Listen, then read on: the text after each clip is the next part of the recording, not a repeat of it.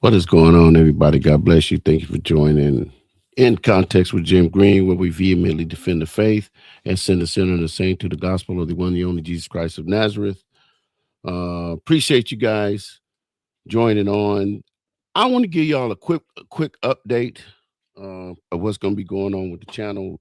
Over the next few weeks, um, I'm gonna be doing some moving, so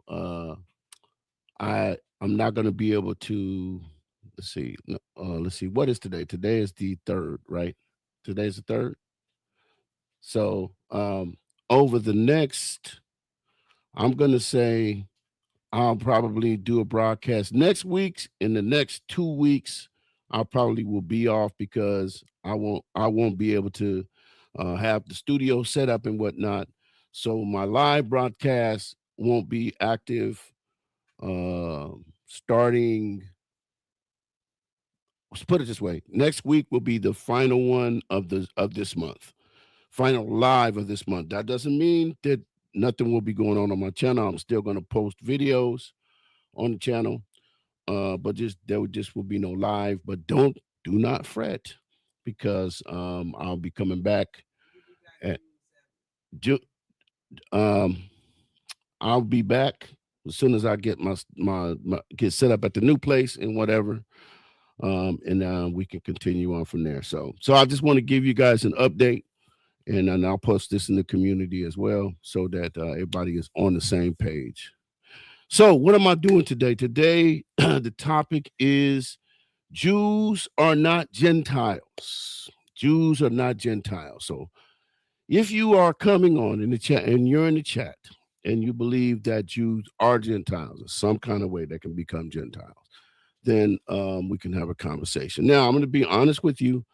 I was going to bring people on and have a back and forth, but I'm going to be honest with you today. I do not have the energy for that, but we can do it from the chat. That's fine. But mainly, what I wanted to do is I want to present information concerning this topic. So that's what is going to be a lot of information because I'm going to be quite honest with you. I think one of the tragedies that's happening out here um, in these YouTube streets and then in these TikTok streets is that the gospel is being distorted. And also one of the things that's being distorted is definition. So that's where I start. That's where I start in this conversation. I start the conversation by defining words because the Bible is full of words that have meanings to them. So if we're talking about Jews and Gentiles, which are words in the Bible, we have to know the meanings of these words. And we do understand also that the words have meaning according to that the context gives them. So with all that in mind, I'm going to start out by defining words. That's what I'm going to start because that's where we got to start. The word Jew is a word that has a definition. The word Gentile is a word that has a definition. So if we're looking at these words, we have to give these words definitions. Dudes just be showing up and just be given these words definitions that they were never meant to be. And I was going to start with that, but I guess I'm going to start here first. I'm going to start with actually a video. Let's see. I'm gonna start with this video. This is my good friend Dave, my apologetic brother. Um, he has a really good breakdown on this. And if you're not following Dave, follow Dave on. And he's a simply David on YouTube, but he's a really good apologist, really good with words, breaking words down and whatnot. So I'm gonna pull this video up of Dave as he breaks down this whole idea of Jew and Gentile. So I'm gonna go ahead and let this video play and let Dave do what Dave do. So let's go ahead and get Dave going here. And Gedaliah keeps posting content, which I really consider jumping into today, but I'm not. I'm going to hold off But it's great that he is, because as I do get to break it down and dissect it, his followers and the people that are part of his group get to see him lie. They get to see him twist history. They get to see him misrepresent the Bible and bring out a false gospel. And them seeing it allows them to see the truth. And so I'm excited to continue talking about it. But in this instance, I want to go to something a little bit older.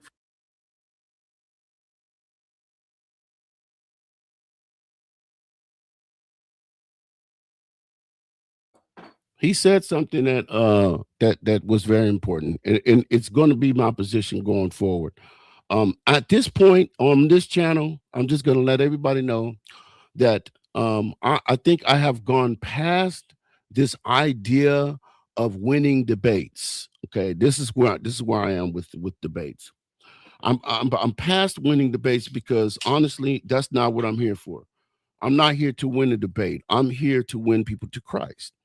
If we can have a discussion where I can clarify things so that you can now clearly see the gospel, then that's a win for me. And that's how I'm going to proceed going forward. And Dave is taking the same position. I think he and I are on the same page as far as I'm concerned, because when it comes down to it, that's what this is about for us. If you can talk to each and every one of these, my apologetic brothers, and they will tell you the same thing. Well, we're here for souls. But in apologetics, you talk about the things around the gospel, surrounding the gospel, and then clarify the gospel. That's what the purpose of apologetics is to answer, it should be anyway, answer questions that lead to the discussion of the gospel. That's the way it should be. So that's the way I'm going to conduct myself on this channel going forward. So if you want to come on here and say, I defeated Jim Green in a debate, you can do that. That's fine. Take it. But my question will be, did this person hear the gospel? At any time during our interaction, did this person hear the gospel? That's going to be the gauge for me, myself. And if I don't do that, I'm going to say myself that I failed. So just wanted to say that. So let's get back to Dave. A number of months back, because it's so profound how much he just outright lies to people. He does not care about the truth. And so this video is going to show that. Let's take a look.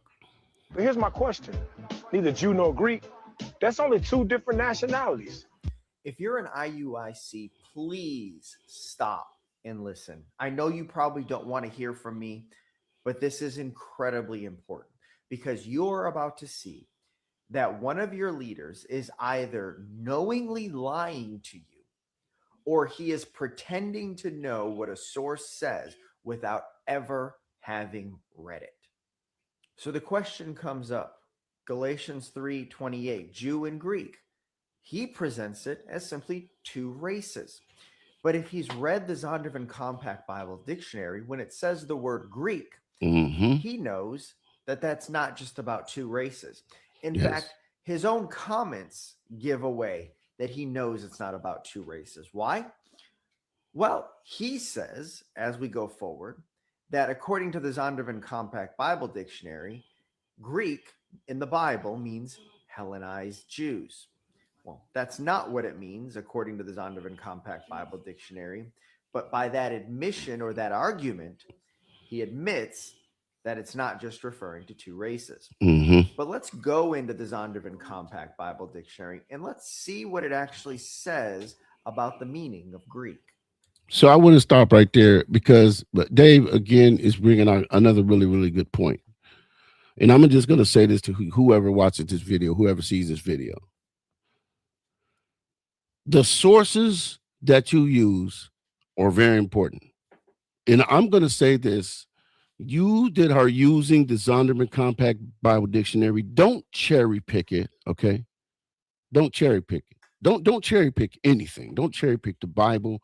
Don't cherry pick Bible dictionaries. Don't cherry, and even this one, even this Zondervan Compact Bible Dictionary. Don't cherry pick it. Read it. Read the whole thing. Okay.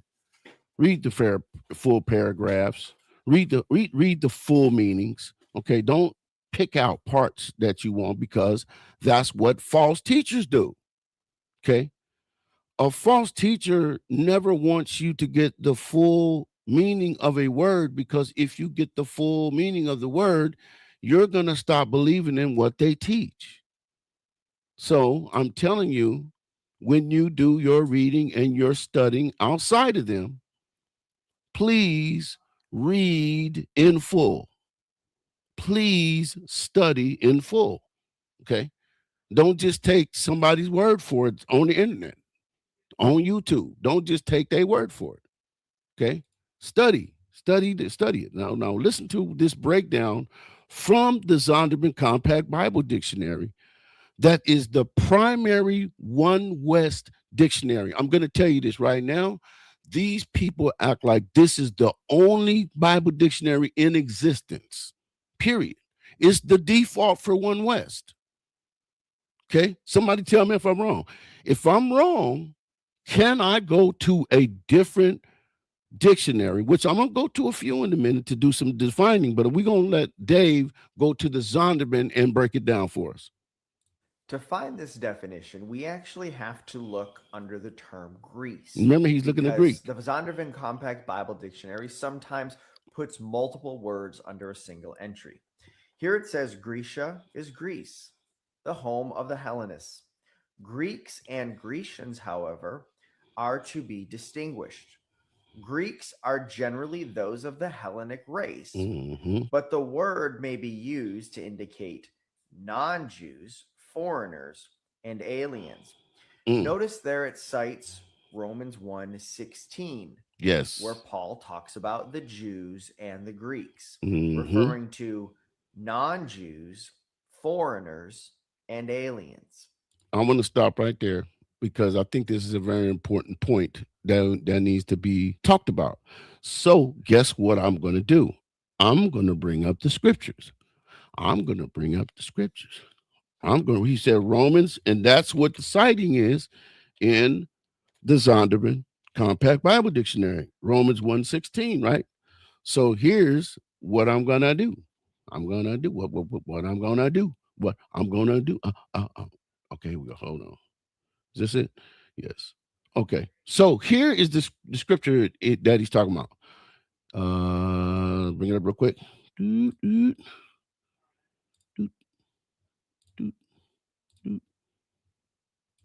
Okay, so Romans 1:16 says, "For I am not ashamed of the gospel, for it is the power of God for salvation to everyone who believes." I always slow down right there. Everyone means everyone. Okay, to the Jew first, boom, one category of people, and also to the Greek, another set of people. Distinction. Okay, Greeks are distinct from Jews. So this is the point. This is the overlying point. These are two separate, distinct people. Okay, Jews and non-Jews. That's the point that Dave is trying to make. Okay, and right here in the Zondervan Compact Bible Dictionary is trying to make as well. So it's important that we understand that. So let's get back to the video. Get him back up here and get him going again. So given that it refers to non-Jews, foreigners, and aliens, it's not just a matter of two races. It's in fact a matter of Jews and non-Jews. Now, you may object and say, well, Jews, that's just the Southern Kingdom.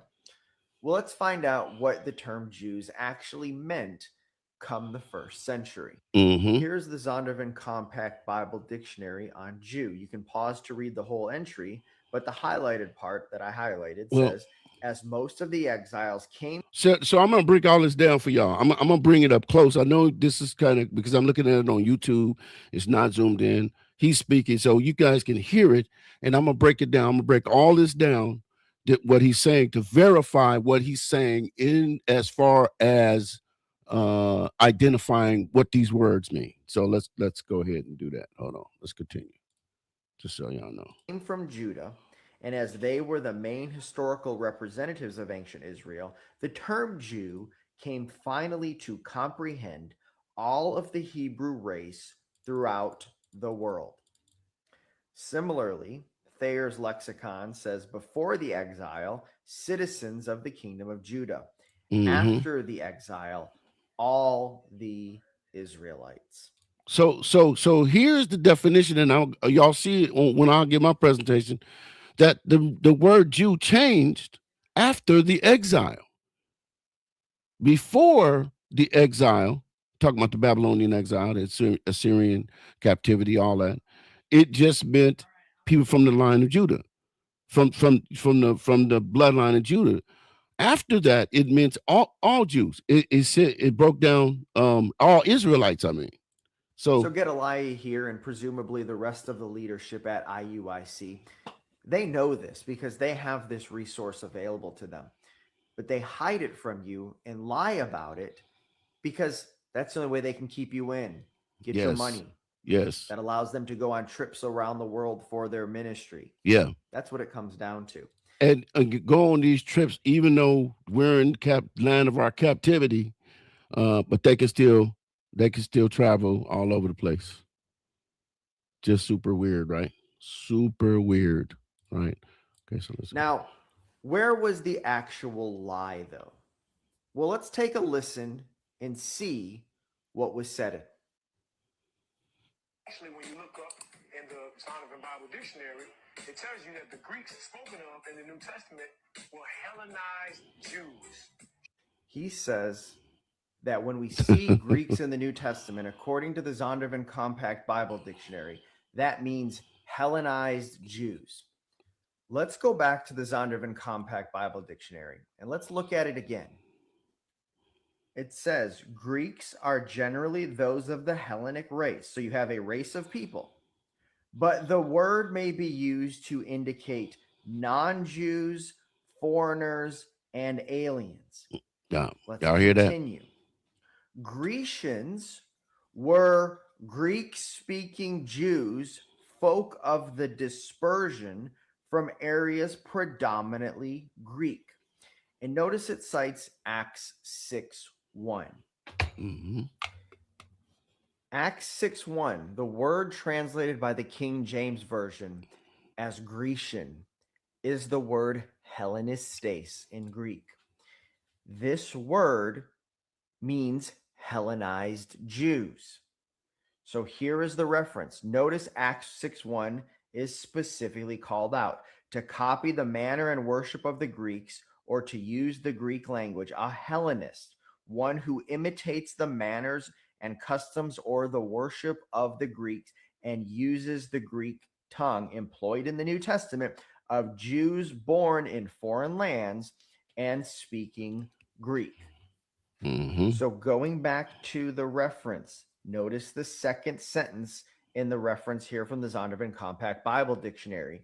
Greeks, that is those who are of the Hellenic race and those who are Jews, foreigners, and aliens, and Grecians, that is the Hellenized Jews, are to be distinguished. Yes. Gedaliah has directly lied about the content of the Zondervan Compact Bible Dictionary. Which they often do, guys. They often do. Because you know what they're banking on? They're banking on you're not going to look nothing up. They're banking on you're just going to go on trust me, bro, theology. They're banking on you're going to just trust their charisma and their ability to yell and scream and holler and sound like they know what they're talking about, and you're not going to check behind them. That's why I'm encouraging you to follow up on their research.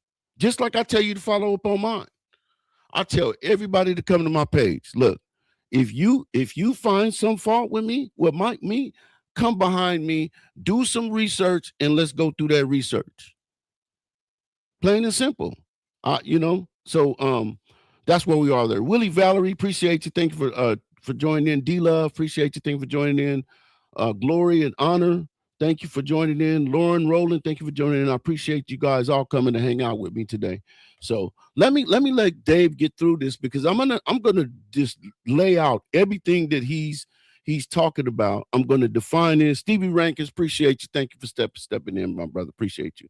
I'm gonna lay all this out so we can clearly define distinct words, distinct people, just like Dave just made mention of, about Jews and Gentiles being distinct people. Either he knows he's lying and he's doing it intentionally and he doesn't care that he's misleading you, or he's never read the reference and he's assuming something says something because that's what he's been taught and he doesn't actually verify what he's saying. Either way, how can you trust leadership who has no problem throwing away the facts? That's right. Now, having said that, he does try to exegete somewhat the text in Galatians chapter 3, and he supposes that this refers to Israelites only because it refers to them having. Okay, let me hold on. Stop right there. Stop. Let me stop. I just seen who came in the chat. Guess who came in the chat? My brother Dave. Thank you for coming, brother. The brother that we talking about that's on the video, my brother Dave. Appreciate you, man. Yeah, it's you. Because I put you on because this is a very good breakdown, brother, of what I'm talking about today. So, but I was looking for the file that you have. Maybe you can send it in the group so I can share it here. Because one thing I can tell you guys about Dave is he's a word guy. This is why I love him so much, because I'm a word guy too. So you did the document that did all the breakdowns of all the dictionaries and stuff. And I know you sent it to me before. Can you do me one more solid, my brother? Can you send me that breakdown again? And everybody, look, he's on the screen, Scriptural Truths. That's the brother that's on the screen right now.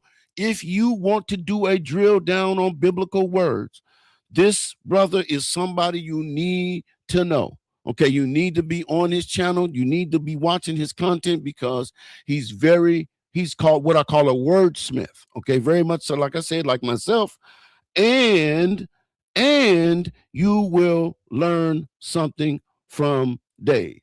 Okay, so yes, appreciate you. What was that? Let me put this up. Let me put this up. Yeah. So I think it's right here. I think it's Lauren. I think that's his channel right there, Scriptural Truths. I think you can find him if you do a search on YouTube and you put at Scriptural Truths, it's going to bring up Dave. You know what I'm saying? Let's see. Christery. Yeah, Dave goes off on Hebrew Israelites. Yeah, he sure do. You right about that, chicanery or whatever your name is. Chistery. Yeah, he sure do. He goes off. Yeah. Let's see. Yeah, so let me continue. Let me while he's finally getting that far from me, let me continue here. Having the law. Well, this is not the case. And here again, he doesn't understand the history and the historical context and the overall greater context of Galatians to really understand what's going on. So let's look a little bit first at Galatians. In Galatians 1, Paul writes, I am amazed that you are so quickly deserting him. Okay, did you send that on? Okay, where did you send that? Did you send that on my let's see. Oh, you said you sent it to me. Okay. Where did you send it? Did you put it on? Did you send it on Facebook? I think that's where you sent it. Let me see. Let me go over here. Or did you send it to? You sent it direct to me. Oh man. Okay. If you send it Facebook. Okay, you said Facebook. Okay, let me go look then, because I can, I'm old. So yeah, I see it right now. See, man, here it is. Okay, so this is going to be able to, this is going to enable, this is what I was looking for earlier too. Let me save it, let me save it. Let me save this. I should save as Google Slides. Okay, yeah. Let's do that.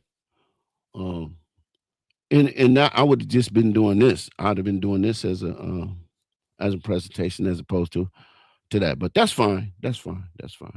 So now I'm gonna let Dave finish out. And Dave, if you want to come up, you can.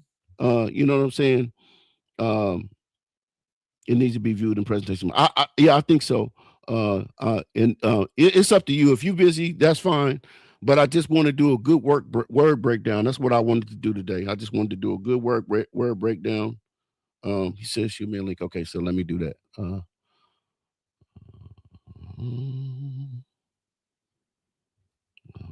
is it? There we go. All right.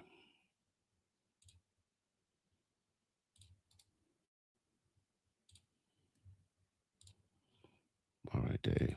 All right, so we're gonna have Dave come on and see. I got him on video, but it'll be much better. It'll be a much better explanation if he actually come on. Okay, so he's linking the chat. Okay, yeah. Yes, let's do that. Let's do what you just said. Let's put his link in the chat. Because honestly, like if you really are a person that you care about the Bible, you care about what the Bible actually says, you care about the words in the Bible, because the Bible is full of words, and there are words that are foreign to us who don't know Hebrew and Greek. So we rely on, if we're trying to understand the Bible, we rely on things like lexicons and dictionaries to go back to the original language that translate those words to English that we can understand. And so that's why all this is important. Okay. So let's see. I'm gonna see if I can get Dave's link really quick here. Let me see if I can do that. Let's see.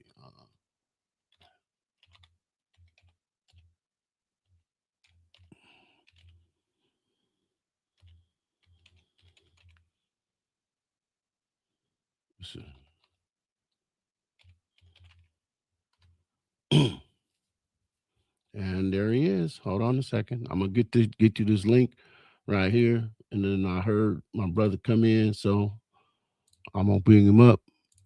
So let's see. Let me get this link to Eagle Drew. So Eagle Drew, that is the link to Dave.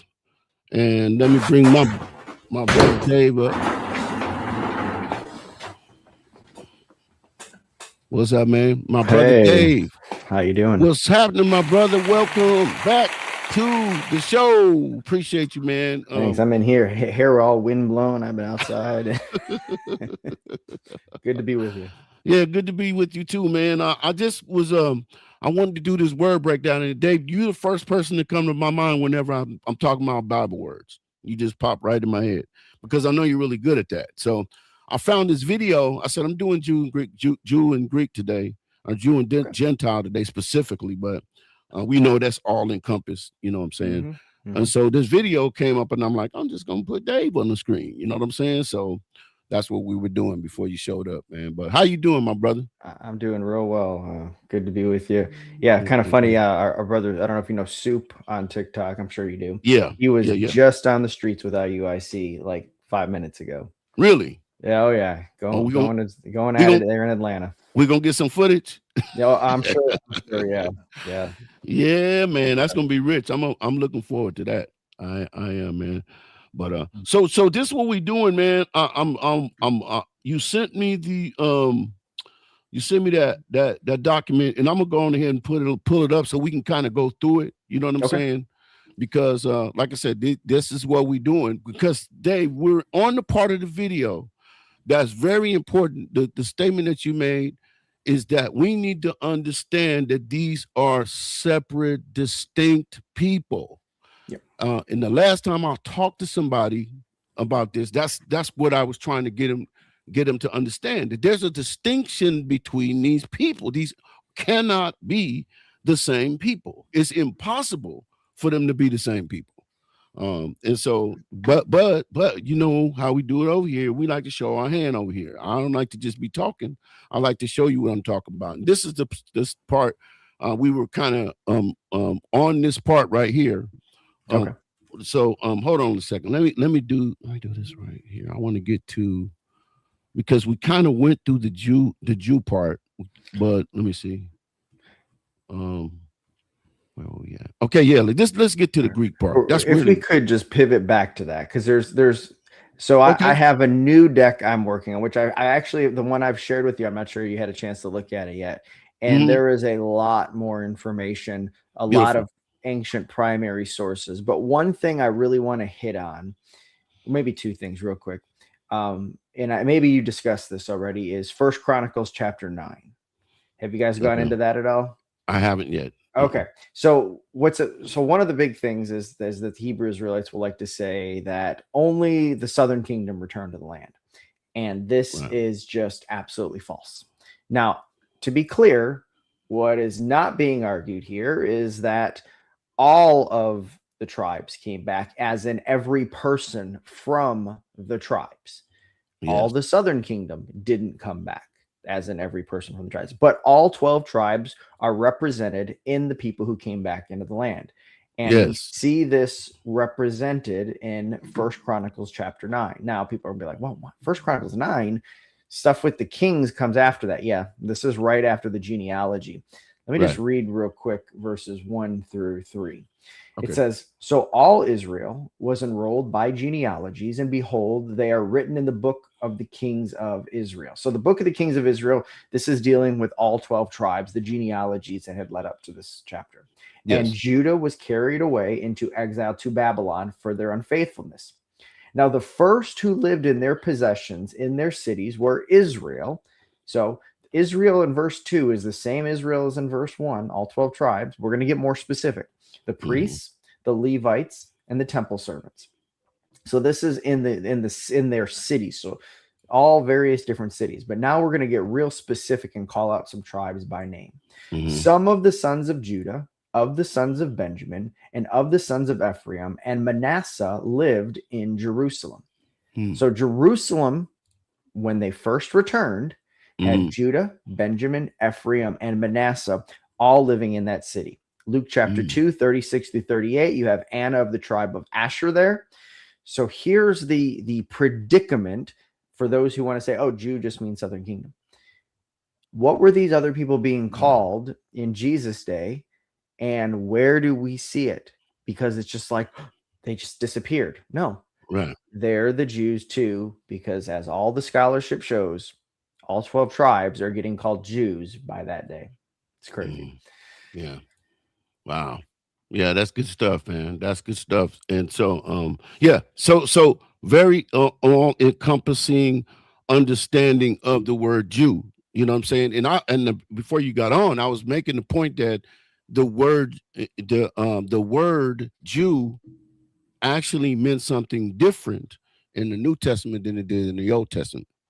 Am I correct about that? Yep, absolutely. I mean, if you think about the lineage of the term, and even here we see it on the screen, right? Originally Judah, then the southern kingdom. So Judah, Benjamin, Levi.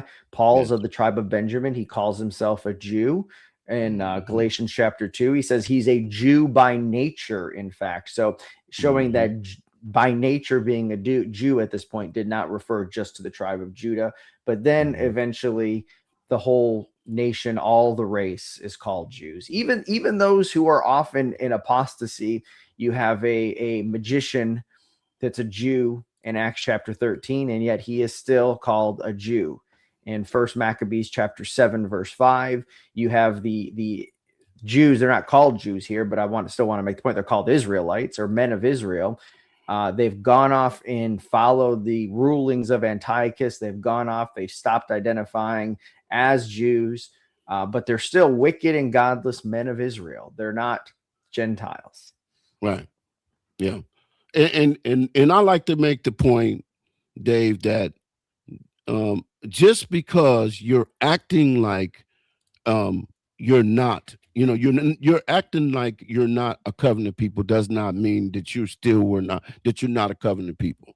You're not. You were still chosen by God. You're just not acting like it. It doesn't change your designation as a Jew. That's, you know what I'm saying? That's the point I try to make. But of course they want to teach around that point. So let's go ahead and let's see.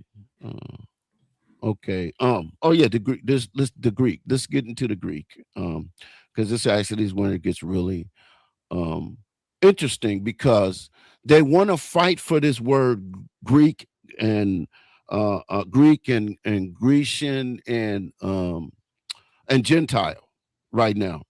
Just let's just for the audience, for the sake of the audience, for people who want to join, why are they fighting so fiercely, Dave, tooth and nail for this word? Why are they doing that in your estimation?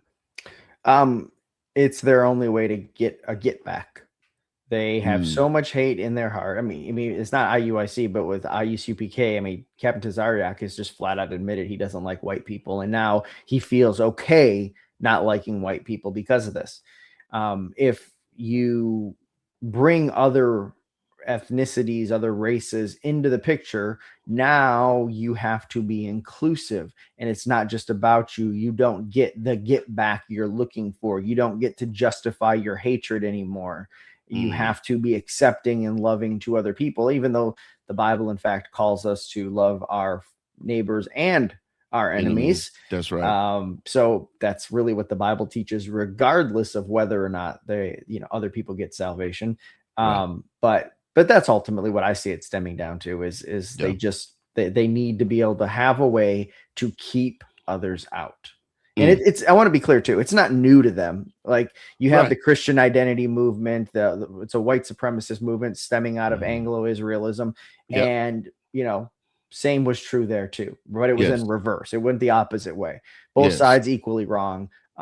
It's just this movement is the one we really see trying to gain traction nowadays, and so obviously we tend to talk about it a little bit more. Where you don't see as much to. I've only stumbled across the Christian identity movement a couple of times, and I've dealt with it in those occasions, but it's just not as prevalent. Yeah. So can somebody? Hey, I know I got a couple moderators in there at least. Can somebody time that Elijah guy out, please? We don't use that kind of verbiage in here. We don't use it. Yeah. So if y'all could do that, or I can do it. I'll do this real quick. Just go ahead and do that. So come back. You're gonna come right back. Don't use that kind of verbiage over here in the chat, man. Appreciate you.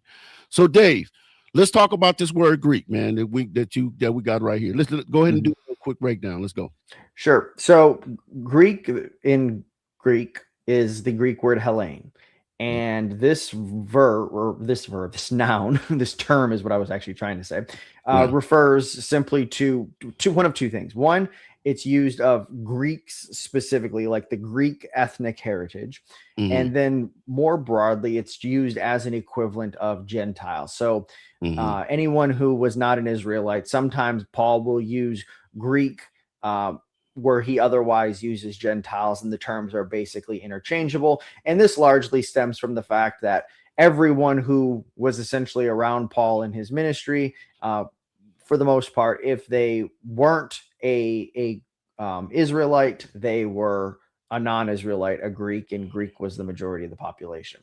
So, but this kind of is highlighted here on this reference. This is found only in the New Testament where a distinction is observed between Greek and Grecian. So Grecian here being how the King James Version in the New Testament in Acts chapter 6 and Acts chapter 9 translates a different Greek word, which is Hellenistes. And Hellenistes refers to the Hellenized Jews, those Israelites who had taken on the Greek language and Greek customs and culture, not the religious parts of it, but just their daily standard way of life. Right. And so we now in different translations, you'll see things like the Hellenized or Hellenized Jews, depending upon the translation. But there's a distinction that we have to make between these two terms, because otherwise we fall into the very mistake that Hebrew Israelites are making. And it's their failure to recognize that, yes, there is a term that is available and was used for those Greek-speaking, Greek culture Jews already, and Greek was not that term. So they have to deal with those facts, and they don't like to, because ultimately they can't. Yeah, awesome. Or they lose their whole argument, their whole position. They got to do something else, right? Yep. When it comes down to it. So okay, so let's see. Okay, so And this is what are we looking at here, Dave? So this is just Thayer's lexicon. So just really what we're seeing is a re-emphasis of the same point. So I'm just giving multiple sources at this point that substantiate the argument being made. So same point being made here. Okay, these Hellene, again, this is their favorite source. Yes. But those are the Hellenic race, but may be used to indicate non-Jews, foreigners, and aliens. But then it talks about the Grecians, the Greek-speaking Jews, folk of the dispersion from areas predominantly Greek. So we see that breakdown. Yes. Awesome. Okay, so hold on a second. Yeah, so let's talk about this right here really quick. This is where it's talking about him talking about because I know they like to play on this too sometimes. In their distortion, in their attempt to distort this word, they would like to go to John 7:35. Talk about that for a second. Yeah, so I mean, in this verse, it's the Jesus says he's going somewhere they can't go, and they're like, "What is he talking about?" They don't understand the question being asked, and so they start to speculate. Well, what does he mean? And one of the things that they say is he going to go to the dispersion, the diaspora? That is those who are Jews who are scattered amongst the nations. So is he going to go live among those Jews? And those Jews themselves are among the Greeks. And when he goes there, notice it doesn't say and teach the dispersion. It says teach the Greeks. So they're thinking he's going to go live among the dispersed Israelites and go teach the Greeks. And this really plays into what Jesus condemned the Jews for in Matthew chapter 23. I think it's verse 15, where he says, you travel land and sea to make a proselyte. They would go and they would try to seek out converts. And so they're thinking Jesus is going to do that. Now, of course, the reason they're condemned is they make him twice the child of hell, which is because of their teachings. But in his case, is he actually going to go do this function? Is he going to teach these non-Israelites and try to make proselytes out of them? The One West movement wants to make the second instance of Greeks Israelites, even though they know the first instance of Greek is non-Israelites. It doesn't make any sense because the Israelites are the dispersion. And then just syntactically, like when you look at it in Greek, there's no reason in the Greek text of this verse to somehow say that these are two different sets of Greeks. It's just, really winging it, making it up as they go. Yeah. Which we've been doing this for so long. We're kind of used to this, right? This is true. Yeah. So, let's see. Oh, this Dave, I want to tell you about this part on Romans. I got to thank you for this, man. This brother, this put a whole nother clip of ammo in my gun when you gave me this right here. So this right here, it is a catch-all when it comes specifically to salvation, because there's no way that you can get around it. Just like another one that's like that. When I think it's Acts 17, I think verse 30. These are they're catch-alls where if you read it and you're honest, you're not being deceitful with the text, there is no way that you can come out of that and say that salvation is only for one nation. Am I correct about that? Oh, yeah. I mean, if you think about it, so there will be tribulation and distress for every soul of man who does evil. So if they want to say this is only about Israelites, so does that mean you're telling me that Gentiles who do evil aren't going to get tribulation and distress? Well, no. Oh, so this is about everyone. I mean, it says every soul of man. Of the Jew first. So there you've got Israel, and also of the Greek, you've got everyone else. Paul's using Greek here in the broad sense, as the exegetical dictionary of the New Testament here points out. It says, in many passages, the meaning Gentile resonates, especially where Jews and Hellenists represents the totality of mankind divided according to a salvation historically relevant distinction. So that's what Paul's doing here. Now, sometimes Paul breaks it out further. Sometimes he talks about Jews and Greeks and barbarians and Scythians in Colossians 3:11. But here in this context, he's just breaking mankind into two groups and speaking broadly and generically, and says you've got Jews and you've got Greeks, and this is every soul of man. So yes, the text is really straightforward, but when you have an agenda, it doesn't matter what the text says. You're going to drive yourself towards that agenda rather than toward the truth. Yes, 100%. 100%. Let's see. I hope you guys loading up your clip too. The Romans 2, guys. Romans 2, 9 and 10. These scriptures that we sharing.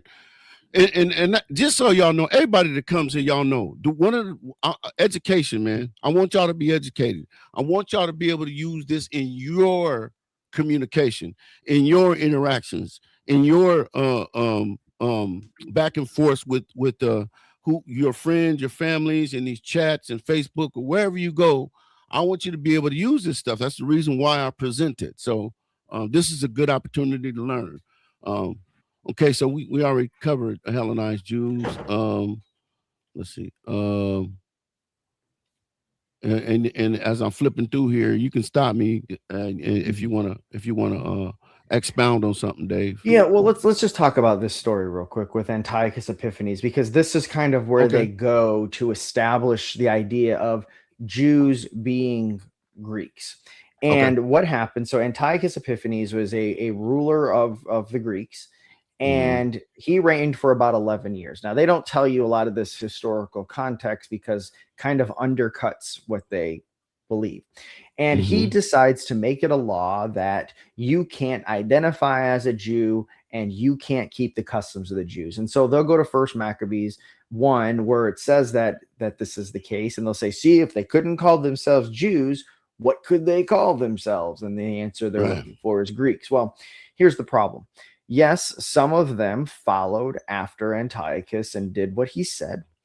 And those ones are called, as we see, like in 1 Maccabees 7:5, I already mentioned, wicked and godless men of Israel. So these faithful Israelites never start calling these people Greeks. And that's the key, really, because when we read the New Testament, we're reading the writings of faithful Israelites. But Antiochus only reigned for 11 years. This is in this window is maybe about half of his reign. Right. And what ends up happening is, if you go and you read Second Maccabees chapter 9, Antiochus repents of what he did, and he expresses his desire to himself be a Jew. So this is all reversed. But the faithful Israelites, they didn't give in and go along with this. They rebelled and fought back. And many of them lost their lives as a result. So it isn't that the Jews all of a sudden, oh no, we're getting called Greeks. No, the Jews continue to be called Jews. They rebelled against him. The wicked, they did go along with it, but the faithful ones never identify them as Greeks. They're still Israelites. And let me. I'm sorry, I don't mean to interrupt you, Dave. I gotta deal with something going on my chat. So let me put this up right here. So Edward Barber, I'm gonna put you on. Let's see what he says. Hold on. Okay, so food for thought. He says, never follow the Roman Catholic Church, and according to Scripture, the Roman Catholic Church and its administration is the abomination of desolation. Take it or leave it. So I was gonna let you know. We don't approve the Roman Catholic Church over here either, brother. So just so you know, okay. And if you go on my channel, I have several videos condemning the teachings of the Roman Catholic Church. Okay, I'm just putting it out there.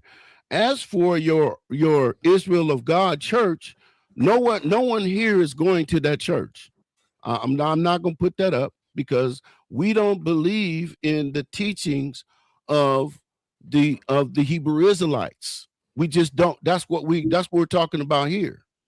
Okay, so just so you know, and you can do this. What you said is beautiful. You can dust your feet and leave, but you're welcome to come back anytime. So I just wanted to address that. Go ahead, Dave. I'm sorry, I didn't mean to interrupt. Oh, no, you're good. So the point is their use of First Maccabees is not in any way beneficial for them. It doesn't substantiate their claim at all. If anything, it does exactly the opposite. It shows that the Israelites weren't calling these ones who went off anything other than Israelites. They still remain that, and they were never called Greeks or Gentiles anywhere in the book of First or Second Maccabees, right, or anywhere else for that matter. You just don't see faithful Israelites calling other Israelites Greeks or Gentiles ever. Right. Yeah. And you know what I said, Dave, this is, maybe you can confirm this since you the word dude, man. So is there a word, I'm going to say no, but is there a word that describes, we have a definition of the word Jew from lexically, we have a lexical definition of Gentile, of Greek, of Grecian, all those. Do we have a lexical definition for a Jew that is that's a scattered Israelite? Is there a word?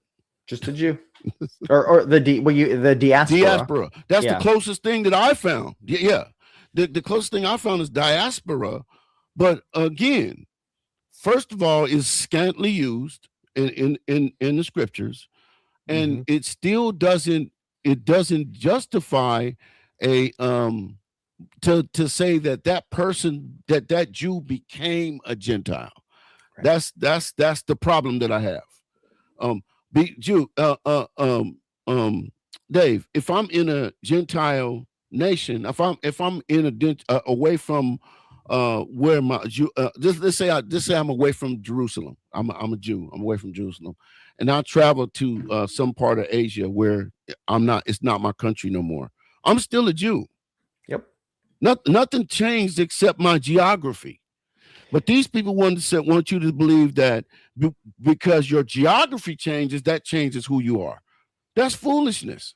That's just that's the way I mean, like if you read, for example, in Acts chapter 18, Paul goes to Corinth. He meets there Jews who, in Corinth. This is not a, let me just flip to it real quick here. Okay. Acts 18. After these things, he left Athens and went to Corinth, and he found a Jew named Aquila, a native of Pontus, having previously come from Italy with his wife, Priscilla. So, and why? Because Claudius had commanded all the Jews to leave Rome. So that's where they were coming from. In Acts 17, in Athens, Paul first goes to the synagogue, then to the market, then to the Areopagus. And so there's synagogues in most of these cities he goes through or goes to. I mean, there's some exceptions that, like, Lystra doesn't seem to have had a synagogue. But by and large, most major cities are going to have synagogues in them. Yeah. So let's look at this word right here, this Gentile word right here. And we got up here the analytical lexicon of the Greek New Testament. So let's just give me a quick breakdown of what we see on the screen here. All right. So, it says generally nation, people, plural, ta ethne, used to designate non-Jews, Gentiles, nations, foreigners. So it's super important here that we understand this, because we're dealing with two different definitions. And Hebrew Israelites will say, oh, Gentiles just means nation. Yes. No, it doesn't just mean nation. Nation is one of the meanings. Now, how do we know this? Well, this is the question I like to ask is why is it in some places translated nations and in other places translated Gentiles, if it just means nations? Yes. Why? Now, I don't know if I have this in this deck, so I don't want to, if so, I don't want to jump ahead, but let me just check something on my side here, because if not, this is, I wanted to make sure it's something we get to. Okay. No, we do. It is in this deck. So let's just keep on going. And the one we got up, this one? Yeah, it's in this deck. So yeah, we'll just keep going. I mean, so this is, let's go back to that one, the Zondervan there. This is really important to understand what's going on here. This is their favorite dictionary to go to. See, they'll say Gentiles. Usually it means a non-Israelite people. See, so they'll say sometimes Gentiles means a Israelite people. Right. And at first glance, it's like, okay, I can see what they're saying by how they're reading this. But here's where they're going wrong. This definition is for all three words that are on here. You see Gentiles, nation, people. And usually those three words, which are all translated from ethne in Greek and goyim in Hebrew, that's the plurals. Usually those Greek and Hebrew words do mean non-Israelite people. Sometimes those Greek and Hebrew words mean an Israelite people. But when it is rendered Gentiles specifically, that's always non-Israelites. Yes. And if we keep going, we're going to see another reference in the Zondervan, and that's going to prove the point that Gentiles, and so these are other Zondervan sources, by the way, too, just showing you what it means, a non-Jew. Like for the word itself, not all three, the word Gentile itself is a non-Jew. Yeah. But if we can keep going, here we go. Zondervan Illustrated Bible Dictionary, Gentile, a non-Jewish person. Straightforward. Zondervan Compact Bible International Standard Bible Encyclopedia. I'm just going from memory here. Now, here, this is very interesting too, because if we go to the third from the bottom line, right in the middle, there's a semicolon, then it says, but it is commonly used for a non-Israelite people and thus corresponds to the meaning of Gentile. So the correspondence, or what Gentiles means here, is a non-Israelite people. And that's the definition. That's why strictly it's from the word. Yeah, that's strictly from the word. This is just strictly the word itself, right? Yeah. Wow. But now let's go to the next one, and this is also from Zondervan, but this is where we look up the word nations. Remember, they say, oh, Gentiles just means nations. No. Yes. Nations usually means Gentiles and heathen. Well, wait a second. Wait a second. Now, we're not dealing with two or three different words. We're dealing with one. Nations, just that word, usually means Gentiles. So if they say, oh, Gentiles just means nations, no. Usually, nations means Gentiles, but that's different than saying Gentiles means nations, because nations can include Israel. But Gentiles is specifically non-Israel. And that is why we render it again Gentiles and not nations in particular texts, where Israel is clearly placed in contrast with the Gentiles. Yes. Beautiful. Beautiful. Okay. Yeah. This is good right here. I like this right here.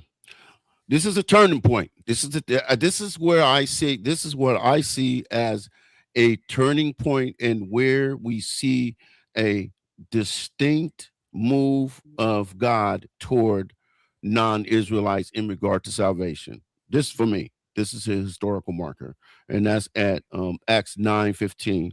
Of course, when Paul was in the midst of his transformation, right here it says, "But the Lord said to him, Go, for he is a chosen instrument." Talking about Paul. This is Paul. This is God speaking to not Barnabas. Oh my goodness. This is Ananias. Jesus. Ananias, yes, sir. To Ananias. Yes. Yep. Ananias. Speaking to Ananias, whose house he was in, blind, by the way, because he got blinded and knocked off his horse. You know the story. It says, to bear my name before the Gentiles, one set of people, and kings, another set of people, and the sons of Israel. Three different sets of people, three separate, distinct people. Okay. Yep. Not Israel only. I mean, it's clear. The distinction is clear here. It says, and it further says, but kept declaring both of those of Damascus first, and also Jerusalem, and then throughout all the region of Judea, and even to the Gentiles, that they should repent to turn to God, performing deeds appropriate to repentance, and that's in Acts 26:20. This is what I found, Dave, lately. If you stay in the book of Acts, right, and you say that what if you define, we clearly define what the gospel is, and you tell a Hebrew Israelite, I've been doing it all week long, can you find, and I'm asked them what the gospel is, and they inevitably, you know what they say, that's found in Luke 4, in Isaiah 61, and Luke 1 verse 71 through 77 or something like that. All the vengeance stuff, right? Mm-hmm. They quote all that stuff, and then they say, okay, cool. Can you find that? No, then I say, did the apostles preach the gospel? Sure they did. Okay, wonderful. So can you find the gospel that you just shared with me in the book of Acts? Boy, they start tap dancing, my brother. I've been having them tap dancing all week. They can't find it. It's not there. Your vengeance motif is not in the book of Acts. So then you have to surmise either the apostles preached a false gospel. Okay, you have to come to the conclusion they preached a false gospel, or your gospel is false. Which one is it? You understand what I'm saying? That's why I'm loving the book of Acts in this conversation. So yep, absolutely. So, yeah, that's kind of a killer issue. Like you when you go into Acts and you actually see what's being preached, it simply does not align in any way with the message that you see them preaching on a street corner. No, not even close. Not nowhere close. And because they're in the real true gospel that's presented in the book of Acts, you don't see the death, burial, and resurrection of Jesus Christ. You don't see repentance and faith. You see repentance and turn back to these laws, statutes, and commandments. And you see identity. You know, the blacks, natives, and Black Hispanics and Native Americans are the true Israelites. That's their gospel. But the actual true gospel, they don't preach that. They just don't preach it. Period. Yep. So, let's see. Okay. Yeah. Let's see. Okay, let's see some here. Taught by the slave masters. I don't know if you're inviting people to come up. I'm sorry. I'm out here come on up. Let's deal with it. No, but to deal with this, I will. If you want to come up and show us what the real gospel is, then go ahead. Yeah, we're gonna continue on though. So let me see something here.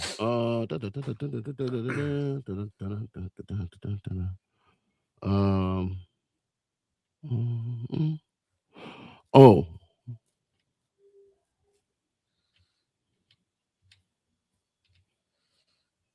What is this here? Let me see. Oh, which one you looking for? I'm looking for the oh man, what I saw it before here. Okay, yeah. This is a good one. I like this one. This. Let's deal with this one. This 1 Corinthians 12:2. Let's deal with this. So go ahead. So I mean, they like to say, "Oh, see, ye were Gentiles," and so this means that they're actually Israelites, but Israelites who were living as Gentiles. Now, you look at the New American Standard; it says pagans. Some Bibles will say heathens. That's more of a common translation.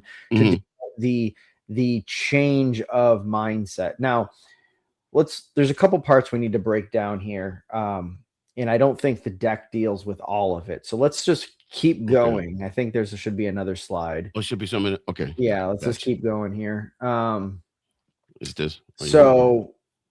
Yeah. Well, anyone can go back and read this, and this is fine. I want to get to a text though that I think nope. Okay, I don't even have it in here. So let's. It's not in there. Yeah, I don't even think so. I think Okay. Yeah, it's been a while, and this is like you said, you updated it down, so you kind of there's a lot more. So this is how I like to handle this verse.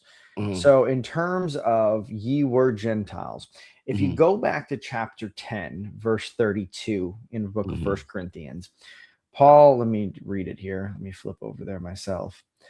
Paul says this. Now, I'm going to read it in the King James Version first, and then I'm going to read it in the New American Standard. King James Version, it says, give no offense either to the Jews or to the Greeks or to the, I'm sorry, that's not King James Version. Give none offense neither to the Jews nor to the Gentiles nor to the church of God. So notice here, you've got Jews and Gentiles, but then you've also got separated the church of God, neither the Jews nor the Gentiles nor the church. Paul is in fact separating out the church from Jews and Gentiles. So even if you go in back into chapter 9, what is it? I think it's verses 21 and 22. He says, to the Jews, I became as a Jew. He's right. Again, even though ethnically he's a Jew, he's separating himself out. Now, the Greek word here is Hellene, but as we saw earlier, Hellene is used essentially as a synonym on many occasions for ethne, for Gentiles. And so that's why the King James Version renders it here as Gentiles. And so that's what's happening in chapter 12, verse 2. Is Paul is saying you were Gentiles, you were pagans, you were heathen because you are now part of the church. And once they see that, they don't even press that part anymore. What they do is, if you can flip back up to the verse, just go one more slide. Okay, there's the text right there. So what they'll say is, they'll say, oh, carried away unto these dumb idols, and only Israelites were carried away to dumb idols. Well, there's a lot of texts we can go to prove that that's not true. I mean, if you just think about it, you go back to Adam, you go back to Noah, after the flood came, nobody's worshiping other gods. They've all been led astray by people or demons who are manipulating them into worshiping these other gods. If we go into Jeremiah chapter 16, it says in verse 19, it says, O Lord, my strength and my stronghold, and my refuge in the day of distress. To you the nations will come from the ends of the earth and say, our fathers have inherited nothing but falsehood, futility, and things of no profit. So they're admitting that they were misled. They inherited falsehood. They were led astray. And if we go into Isaiah chapter 19, a text concerning Egypt, it says in verse 13, the princes of Zoan have acted foolishly. The princes of Memphis are deluded. These are cities in Egypt. Those who are the cornerstones of her tribes have led Egypt astray. So it's saying right here that Egypt has been led astray by their leaders. Oh, wow. See? All that just falls apart. Yeah, man. So let's do this. Oh man, he got us here. He got us here, Dave. Drew. This is what he said, Drew. Dave. He says, Jesus says, Matthew 15:24, King James Version. But he answered and said, I am not sent, but to the lost sheep of Israel. Oh my goodness. That's bro. We're done. I don't know, man. Pack it up. I don't know, bro. Pack it up. We're done. No, I mean, look. So first of all, is Jesus talking about salvation here? Is that what the context is? No. Asking for her daughter to be healed of a demon. Yes. And she gets exactly what she wants. Jesus is talking about his ministry. His ministry was only to Israel. If you go in the parallel account in Mark, it's the exact same story, just Mark's telling of it. It says, Jesus says in verse 27, let the children, that is Israel, be fed first. So if Israel is being fed first, the law, he's dealing with the house of Israel, specifically the lost sheep of the house of Israel, but let's take the whole house of Israel. If Israel is being fed first, who comes after? When you Everybody answer else. that, then you understand what's going on.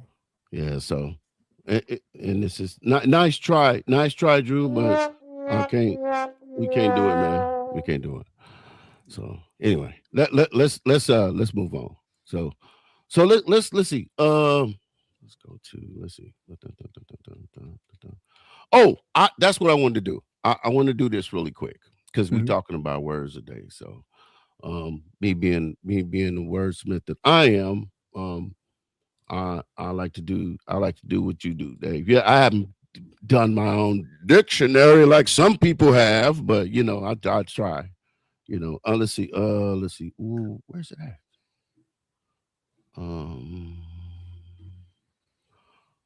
I had it up here. What happened?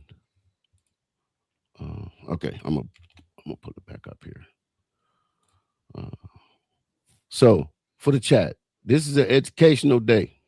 It's an education day. I told you guys I want to start doing more of this type of stuff, and so here we are. So we've been just touching on stuff, you know what I'm saying? But I want to give a little bit more, a little deeper into the word stuff that we're doing right now.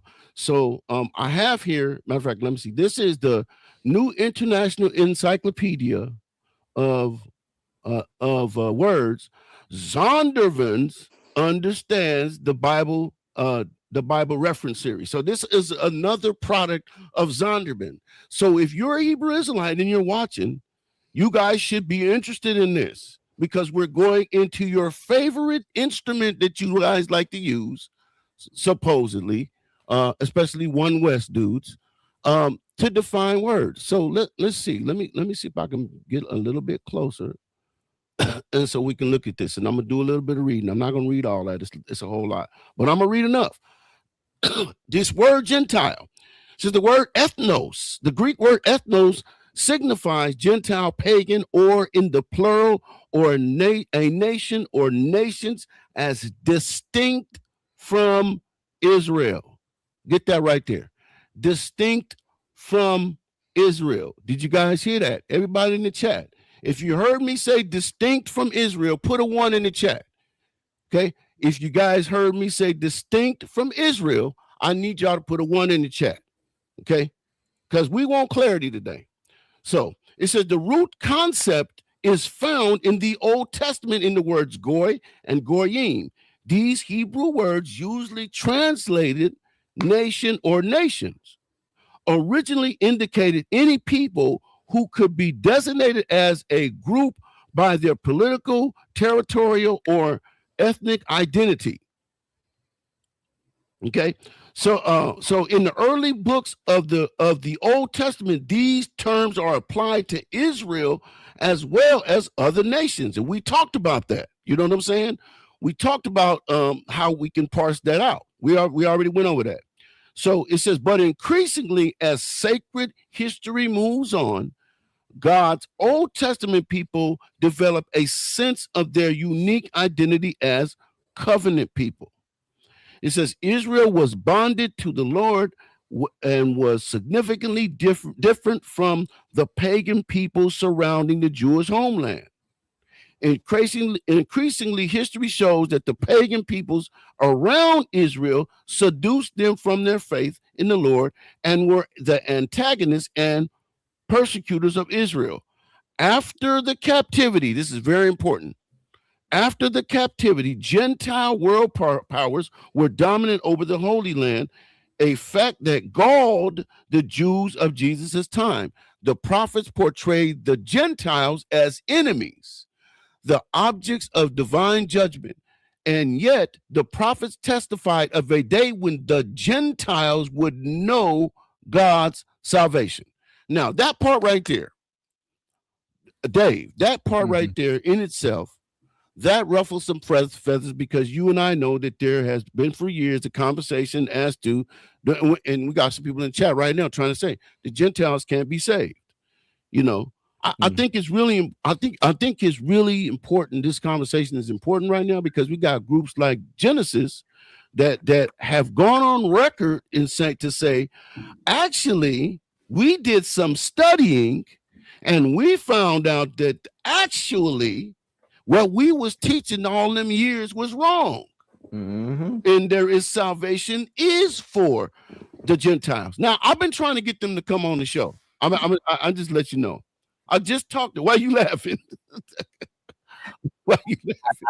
Be surprised if they do, but I was actually on a phone call with Deacon. We actually had a phone. He called me. Okay, so I reached out to him by email, and just told him, "Hey, man, let's just sit down and talk. Let's not debate. I don't want to debate. I just want to have a discussion with you about these new insights that you guys are having and how you guys are coming to these new insights." He said, "Well, let me sit down and talk to Hassad, and we'll see if we can do it." I don't know if it's going to happen either. But the point I'm trying to make is, we even got Israelites that are trying to dig down, that are digging into the word right now, and they're finding out that a lot of the stuff that they've been taught is wrong. You know what I said the other day, Dave? You know that Hebrew elevation guy? I know you've probably had an interaction with him, right? I think so. Hebrew elevation. Go on his channel. You ain't gonna believe this, bro. This dude is actually preaching the gospel, bro, and saying he's a Christian. Now, I don't know if he was trolling. I don't know. It was mind-blowing to me. But he was preaching the actual gospel as if me or you were out on a corner preaching. This brother was preaching the gospel and said that he was a Christian. So I just think that people are out here that are actually looking for the truth. They're finding it, bro. They're finding it. Yeah. Here's the problem, though. Now, I want to preface this by saying I don't expect everyone to have everything right. Right. I don't have everything right, and I will be the first to admit I know I don't have everything right. Now, if I know something's wrong, I'm going to change it, but I just know my theology isn't perfect, and that's okay. We don't have to have perfect theology. Right. But when we know that the fundamentals of our theology are in error, before we go on and start teaching or continue to teach theology, we need to take some real time. We need to take a real time out and say, okay, I need to step back and be discipled. And I don't see them doing that. Now, to be clear, I think it's great that they came out and published and said, hey, we were wrong on this. Here's why. Stop there and spend some time in the word, spend some time being discipled, because what else do you have wrong? If you have that wrong, what else have you not explored in enough depth? Like, for example, I don't know if they still believe in reincarnation or not. That's a one-West thing. Yeah. Do they still hold that you have to keep the Mosaic law? How much time have they spent really revisiting that? Right. There's so many things that it's like, okay, you guys were wrong on this. What else? And I don't see that happening. So this guy, Judah Jeremiah, is Jesus Christ as a serpent in the garden? I mean, like, that's way out there. Yeah, I mean, all this, all these different. I'm not saying that they're all of a sudden they're saved or nothing. That wasn't the point I was making. I'm just saying that on some of their doctrines, they're coming that they used to teach, they're reversing on those. Yeah, for sure. That's the point I was making. And I think that's great. And I'm not trying to take away from your point. I'm just saying they're not following through on that in a proper way. And it's not just them. I've seen, and I haven't really followed it closely, but I've seen Fire of God has made a similar change. And I think some others have as well. Yeah. But if they still want to be teachers, and it's like, it just stands out to me. It's like, okay, you have not done the necessary work to be a teacher at this point. Still got they still got a ways to go. I agree with you 100% on that, but I mean, some progress is better than none, I guess. I mean, we just keep praying for the brothers, man, because we want them to be saved. And here's my new thing, Dave. I talked about at the beginning of the thing. As far as debates are concerned and all that, I'm kind of just done with debates. I want a discussion. And if our discussion leads to a talk about what the true gospel is, that's what I want. That's where I want to go, because The Bible says the gospel is the power of God and the salvation, and I want everybody saved. So if we can get into a discussion about the gospel, and God does what he does is move to save a person.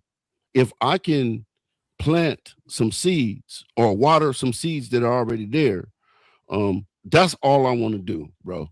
That's all I want to do. You know what I'm saying? So that's where I am, but that one part of that is the discussion that we having right now. We got to crack these false doctrines, bro. We got to crack them and show people the cracks in the foundation, so to speak. So again, so this is another dictionary. This is the Essential Bible Dictionary. Okay. And again, the word Gentile, a non-Jewish person. Dave, why do we keep getting this same definition in all these different places? How many did you had? How many dictionaries did you use in your study? The one we just went through, the first one, probably 7 or 8. It could be. I really have never counted. It was a bunch. Yeah, I was just like, let me just layer them on to reinforce the point. Yeah.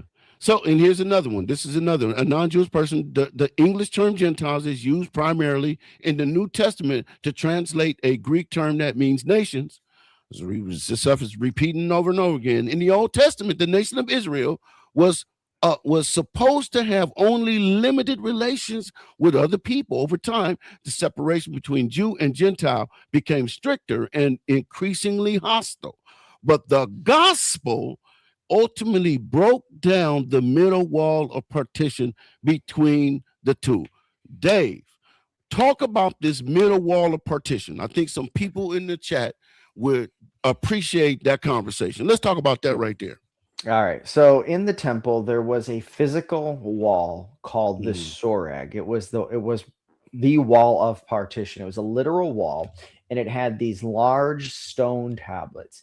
And on those tablets, there was an inscription that warned if you were an allogone, somebody of another nation, a foreigner, and you crossed this boundary, you were going to lose your life, and it was your own fault.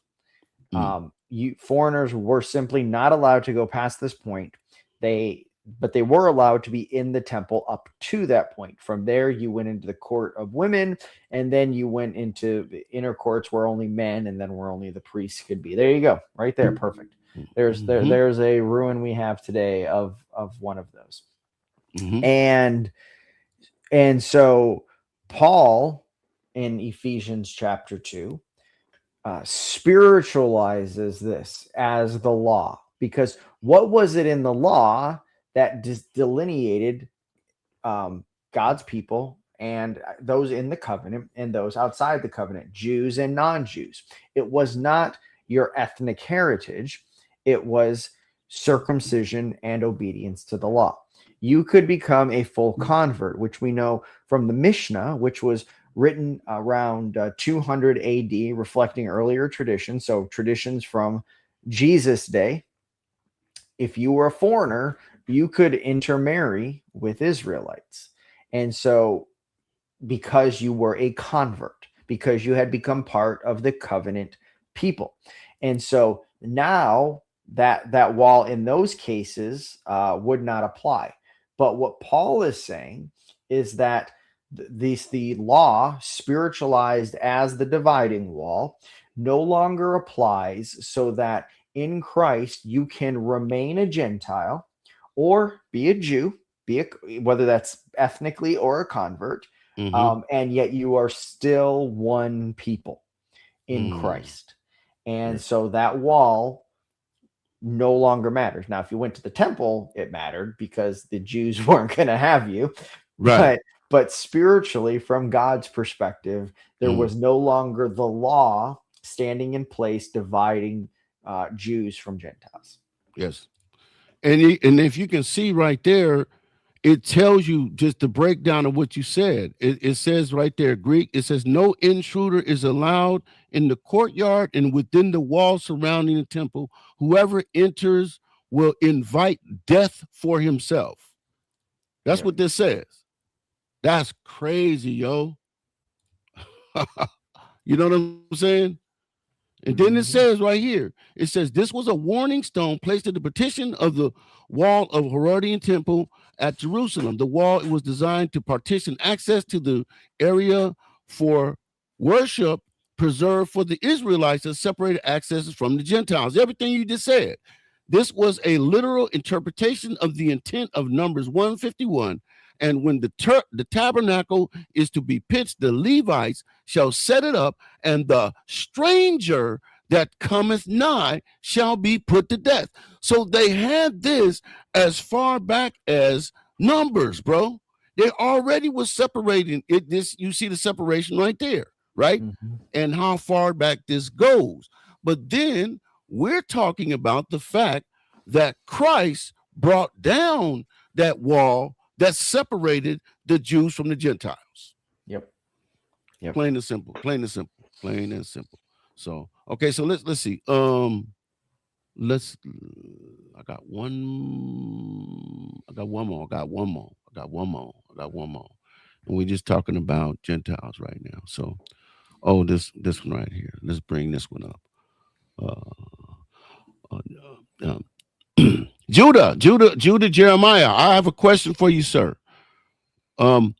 What is your position? I see the Judah in your name. I'm going to guess and say that you are a Hebrew Israelite, but you don't seem to be the camp variety. If you would do a little quick summary, put it in the chat so I can know who you are. Just interested. So let's put this up here really quick as we continue on. Again, and this is another proof of what we're talking about here today. This idea that Jews and Gentiles are basically the same people. And so we're killing that today. So let me see. Hold on a second. Okay, there we go. Okay, so this is the Holman Illustrated Bible Dictionary. It says Gentile, people who are not, I like the way this one says. It says who are not part of God's chosen family at birth and thus can be considered pagans. Woo! You don't get no more distinct than that. It's clear. It says, though not synonymous in English, Gentiles, nations, pagans, heathens are variants chosen by translators to render goyim, Hebrew, and ethnoim, Greek, Gentile, and nation, suggest race or territory, while pagans and heathen suggest religion. So, Dave, again, we're seeing what? We're seeing distinction between the Jew and the Gentile. Am I correct? Yep.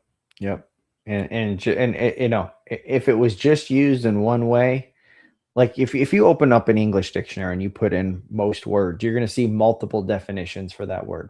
Well, it's the same with ethnos and goy in Hebrew and Greek. Yes. There's multiple definitions. And what Hebrew Israelites don't understand is that the reason there are multiple definitions is depending upon the usage, it means something different. Yes. And they want to just collapse it all into one single meaning. Nation, and then it can be anybody, and then now that includes Israel or is exclusively Israel. No, right. That's not how it works. Yeah. And that's why doing these word studies is important, I think. You know what I'm saying? Because when they're sitting in these smoke rooms and in these Sabbath classes, they're not getting a breakdown of these words like this. They're just pointing to a word and says that word means this. This word means that. And they're just rolling with it. You know what I'm saying? And so I'm not, like I said, I'm praying. I don't know who's coming to watch these, that maybe you are in a camp, or maybe you're not even in a camp. Maybe you just watch camp stuff. And we got a lot of that too, Dave. It's like dudes are like, they're like, I'm not in the camp, but everything you watch is camp related. So you have to be considered as part of a camp. Because if you adopt the camp teachings, even though you ain't out on the corner on the block on Saturdays, you're a camp Israelite. You're just online. You're just an online camp Israelite. And if that's the case, we got a lot to talk about. Okay, I finally reached my destination here. Okay, so let's talk about this word Jews, but in the New Testament sense. Let's talk about that real quick. Because that's very important too. Because like we've been saying, these words change over time, right? Now, I'm not going to go over all this because this is a whole lot of information. But what I will say, I'm going to touch on the Old Testament. I'm going to touch on this part right here, the background, and then I'm going to pick one of these other ones. But it says Jews in the New Testament. It says the word Jew is derived ultimately from the tribe of Judah through Middle English Ewe. I guess I'm saying that right. Old French EU, Latin Iudeos, I don't know, and Greek Ioedos. I'm probably talking about. Okay, got you. Okay, so the woman's name Judith, that originally meant Jewess. Okay, so it's just giving you an idea of the word. It says Old Testament background. Originally, the Hebrew Yehudim meant descendants of the tribe of Judah, and then those who inhabited the territories claimed by them. And we find that in 2 Kings 16:6, 25:25, and Jeremiah 32:12. It says, with the deportation and subsequent assimilation of the 10 lost tribes of the northern kingdom by the Assyrians after 722 BC, the only Israelites to survive into the exilic period, with a few from the tribes of Benjamin, such as Mordecai, who is called a Jew in Esther 2:5, were those from Judah, hence the name Jews. Nehemiah 1:2, corresponding Aramaic word is used. It says the corresponding Aramaic word is used in Daniel 3 verses 8 and verse 12. Okay, so this is a quick Old Testament background. I'm gonna fast forward this to the book of Acts specifically, because I love Acts right now. It says Paul was a Jew from Tarsus. Okay, after his dramatic conversion on the road to Damascus, his fellow Jews sought to kill him. King Herod Agrippa I arrested Peter and killed the apostle James. Are we seeing a pattern here? Believing this would please the Jews. Okay. Now, so this to tell you that we got Jews killing Jews. You see how this is playing out? It says, following his conviction that the gospel should be preached first to the Jews, Paul, on his missionary journeys, began his preaching in Jewish synagogues at Salamis on Cyprus, and at Iconium, at Thessalonica, at Athens, and at Corinth. Though he made some converts among the Jews, even converting the synagogue ruler at Corinth, and no doubt had success among the God-fearers or proselytes who were interested in converting to Judaism. Now, that's very important to talk about, Dave. Let's talk about that idea right there. Let's talk about the God-fearers. Who were these God-fearers that what Paul had to deal with and the apostles had to deal with in their day? Yeah, it's interesting. Hebrew Israelites will often like to say, oh, fearing God, it's something only the Israelites can do. But in fact, this notion of foreigners fearing God goes all the way back into the book of 1 Kings chapter 8 at Solomon's temple dedication prayer, where he talks about how people, foreigners who are not of your people Israel, would come and see what God has done and fear him. And that's what we see happening in the New Testament, as we see in the book of Acts, in Antioch Pisidia, specifically Acts 13, you have these God-fearers, and I believe it's verse 43 or 40. I think it's verse 44. Let me look. They're specifically called God-fearing proselytes, not verse 44. It's 43. God-fearing proselytes. That is a convert, one who has come over from another nation and converted to being a Jew. I want you to wait, stop, pause. I want you to repeat what you just said right there, because that's very important. What you just said right there is very important. So what is a proselyte again? Break that down real quick. A proselyte is a foreigner who has converted to being a Jew. So you have God-fearers generally, which may include a proselyte. Definitely in Acts 13 are distinguished from the descendants of Abraham. But then those who are specifically proselytes are those who have converted over. Yes. If in fact, can you pull up slide 35? Slide 35 on your on the one that you yes. Okay, let's see. Let me get it back up here real quick. Because Philo of Alexandria, he was a first century. He lived between the first centuries BC and AD. He was a Hellenistic Jew himself, and he talks about this. Rakam, yes, that's the point we've been driving at. Is yes, every Israelite is a Jew. Click that one more time for me. Okay, there we go. Okay, so Philo in On Virtues, he's talking about proselytes here, and he says they have forsaken their natural relations, literally in the Greek, kinsmen by blood.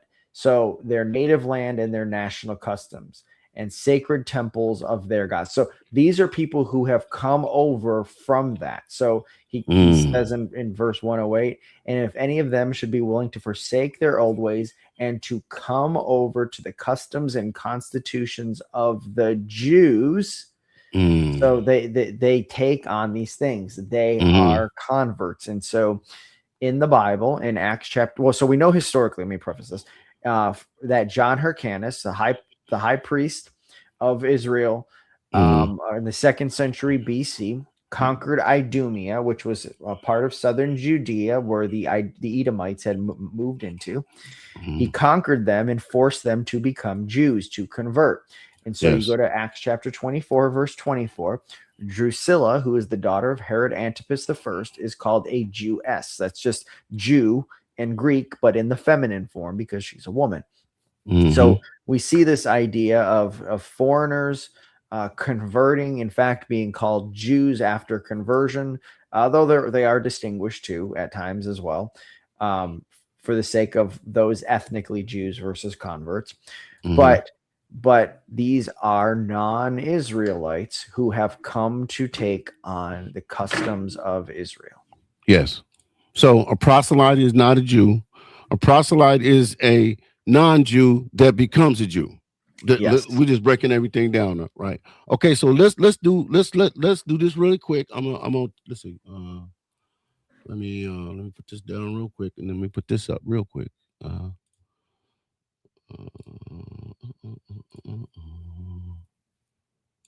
Okay, so again, this is another one from the Holman, explaining everything, breaking down, confirming everything that Dave just said. Because I don't want, like I said, man, I don't want people to be saying Jim, or anybody that's up here with Jim is just saying stuff. You know what I mean? So now the scholarly sources, we're gonna let the scholarly sources confirm what we saying. So here it is right here. In the Holman Illustrated Bible Dictionary, proselyte converts to a religion, non-Jews who accepted the Jewish faith and completed the rituals to become Jews. Proselytes are not Jews. Okay. Period. Okay. So this what we're gonna go to here over here. Right here it says this other word we was looking at, God-fearer. Let's look at what this is, and I haven't even highlighted this yet. So so that's the first word I asked for, actually. So here's what a God-fearer is. The book of Acts is our primary source for understanding the word God, the term God-fearer. In Acts 10, verse 2, Luke describes Cornelius as a devout man who feared God. Y'all listen.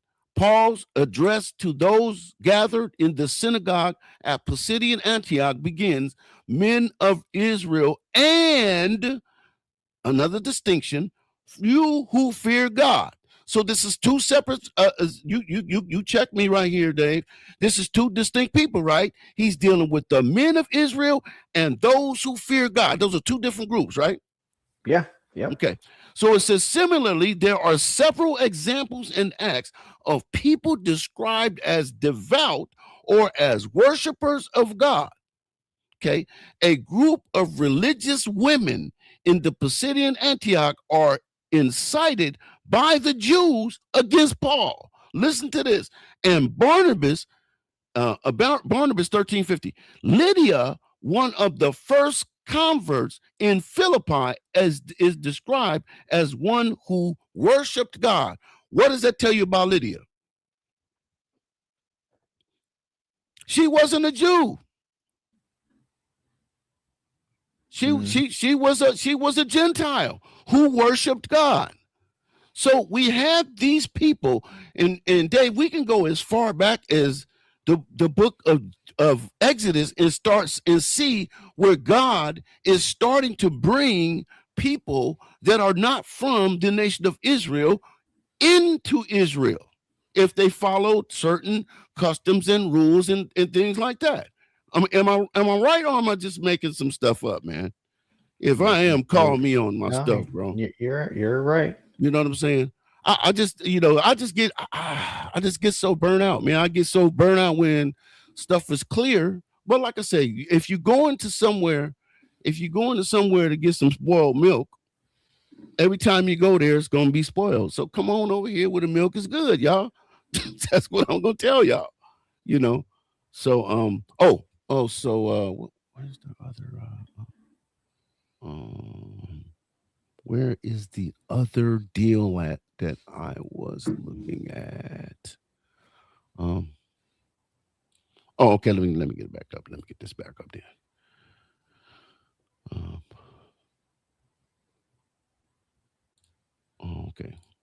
Okay, so let's see. So let's summarize. Let's summarize. That's what we're gonna do right now. We're gonna summarize everything. Okay. So I wanted this to be a day of definitions. That's really what I wanted to do, Dave. I just wanted to just define stuff, because I think a lot of times, Dave, we just got to slow stuff down. And I don't know if you listen to a brother. Oh man, what's that brother's name? The brother that says he's an apologist too. He says, "You talk fast, but I listen slow." I'm not sure who that is. Oh, this brother's good, man. But anyway, that's one of his things. But I think that sometimes he's right about that. Sometimes we got to slow everything down so that we get a full understanding. And this is just overviewing everything that we've been talking about here today. So that people can take from this. It says Jew and Gentile definition, like Jew in Hebrew, Yehudi, which means a Judite, a Jew, a descendant from Judah. And we looked at that in its entirety and showed you how that actually evolved to mean all of Israel after the captivities, and then the Greek word, it says Jewish, belonging to the Jewish nation, Jewish by birth, origin, or religion. So here it is. This is the bottom line. A Jew is never lexically defined as any scattered Gentile. It refers to a recognizable Jewish Judean identity. Okay, clear, point blank, period. Okay, a Jew is a Jew is a Jew. And I would just say that, like, we can go to these definitions of Jew, and we find it laid out. We go to a definition of Gentile, we find it laid out. Greeks, we find Grecians, we can find all those. But like I said earlier, what is the definition for a scattered Israelite other than diaspora? So if you can connect that, if you can use that one generalized word, then you can try to do that. But I don't think you're gonna have much success trying to use that to undistinguish these. And here's the thing, Dave, it's the distinction that we want, right? We think that the Bible is clear. We think their words are clear. There's no ambiguity. And to me, when they say that's because the Israelites are scattered, They were scattered throughout it. They're trying to be ambiguous when they do that. That's what I think. You know what I'm saying? To muddy the waters, so to speak. So go ahead. Well, so I just wanted to, if we could, real quick, just pivot into the text or the chat rather. So recount. He said answer my first question. Yeah. So I think it's this one. It says in Isaiah 1:9 of Israel. Yeah, there we go. Of Israel. He basically saying Israel can be called Sodom and Gomorrah, which is physically impossible, but they were called because they were acting like Sodomites. Why can't Jews become Gentiles? So Gentiles is a specific word that is used for referring to non-Israelites. So why would you use a term that refers to non-Israelites to refer to Israelites? Like that, it's not even a matter of can you, it's a matter of do why they? Why would you? Yeah. Right. Well, why would you? But do they? And the answer is simply no, we don't. There is no data backing that historically Israelites were ever calling other Israelites Gentiles. Now in Exodus 20, they say we will be like the Gentiles or like the nations. Right. They do say that, but they don't say we will be the Gentiles. In Isaiah, not Isaiah, Jeremiah chapter, now I'm drawing a total blank now. I've been doing pretty good about not going blank on chapter and verses today. And Isaiah chapter 50. Yeah, chapter 50. This is dealing with verse 17. This is the northern kingdom scattered. Israel is a scattered flocks. The lions have driven them away. The first one who devoured him was the king of Assyria. And this last one who has broken his bones is Nebuchadnezzar, king of Babylon. So even God in the scattering of Israel continues to call them Israel. So God does it. The other Israelites do it. So why would we say they're being called Gentiles when the data just isn't there to support it? That's the issue. Right. It's not the hypotheticals. Well, could you?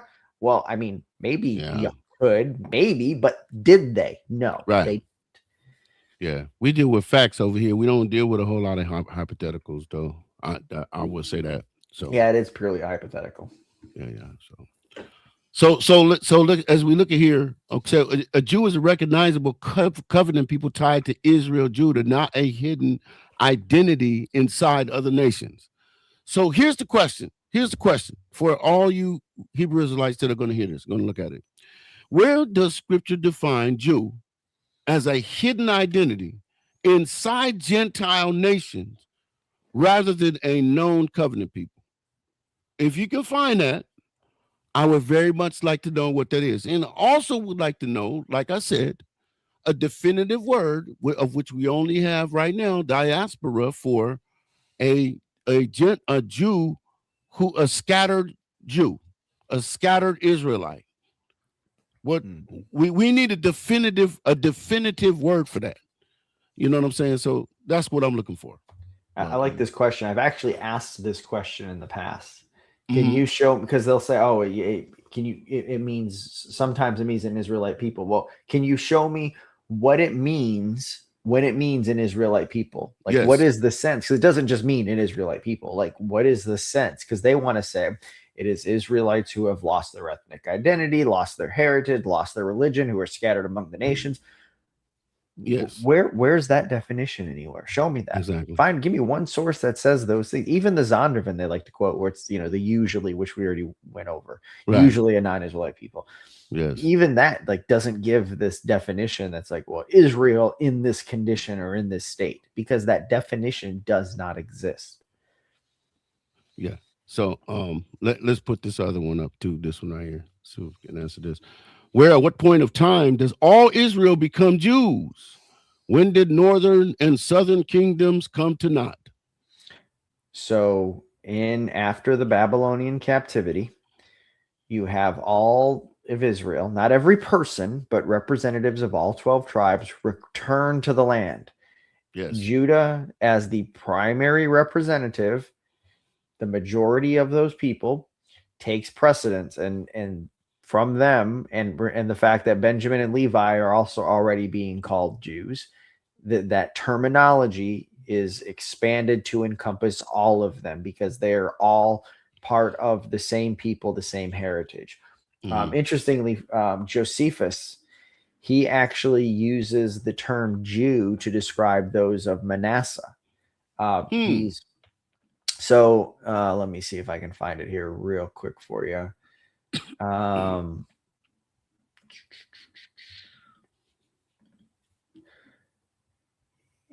So the text in question goes back to 1 Samuel chapter 11, verse 1, where it speaks of, what is it? I always forget the king's name. It starts with an N. It's not Naaman. That's the Syrian. Not Nebuchadnezzar. No. This is before. This is during the reign of Saul. And so I'll find it here in just a second. But essentially what happens is, okay, here we go. I should have it here. Let's see.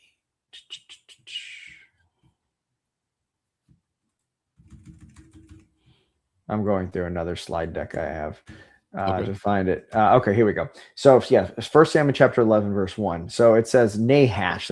I knew I was close. The Ammonite came up and besieged Jabesh Gilead, and all the men of Jabesh said to Nahash, make a covenant with us and we will serve you. So Jabesh is a town in the tribe of Manasseh. So, and if you recall, the law dictates that you don't get an inheritance in another tribe's land. So this is not Judah in Manasseh's land. Well, Josephus talking about this in Antiquities of the Jews, book 6, verse 68 says, after 1 month, the war which Saul had with Nahash, the king of the Ammonites, obtained him respect from all the people. For this Nahash had done a great deal of mischief to the Jews that lived beyond the Jordan. Well, who were the Jews that he was talking about? He's talking about the people of Manasseh. So showing now Josephus is being anachronistic. He's using how he uses the term Jew in his day to refer to the people back then. Back then, obviously, Manasseh wasn't being called Jews. But for Josephus, they're Jews. And so he so calls them. Awesome. So, guys,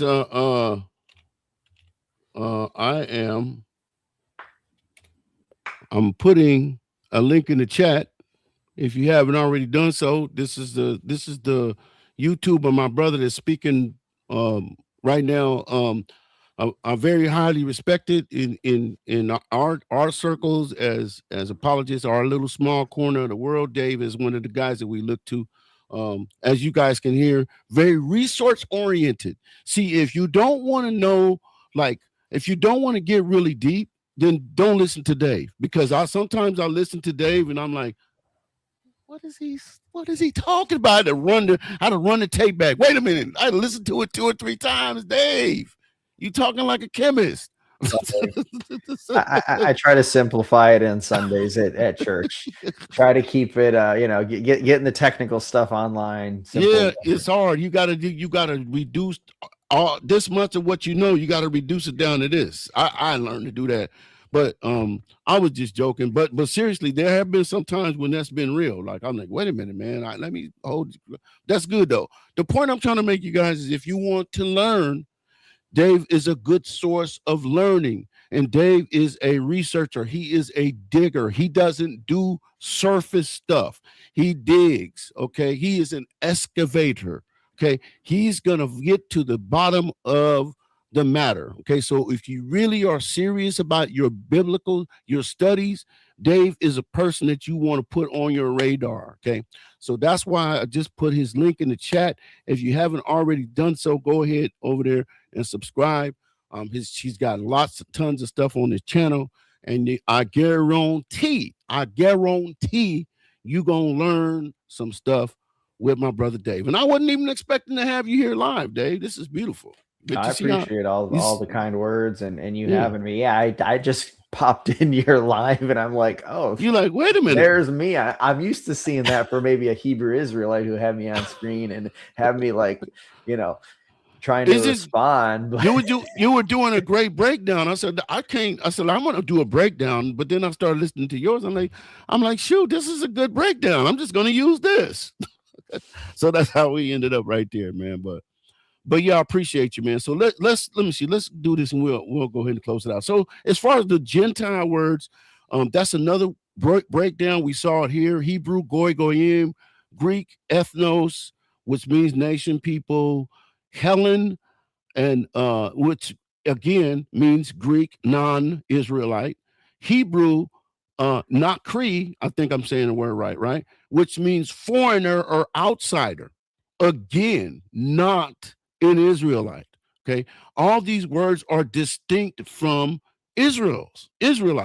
Okay, so people, please stop this foolishness of saying the Gentile can be an Israelite. Stop that, because it's not lexically possible. It's not possible in the realm of biblical words. It's just not.